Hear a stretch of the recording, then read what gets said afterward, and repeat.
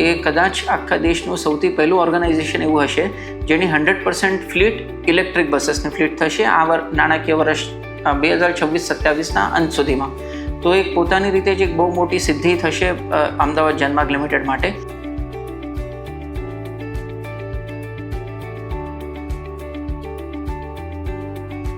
આશરે 330 બસો જે રોજે રોજ ચાલે છે તેનું મોનિટરિંગ અહીંયાથી થાય છે.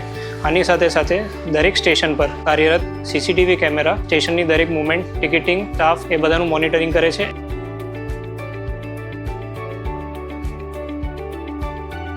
અહીંયા બીઆરટીએસની અંદર હું રોજ ટ્રાવેલ કરું છું. ટ્રાવેલિંગમાં મને બહુ જ સેફ લાગે છે BRTS as a route guide.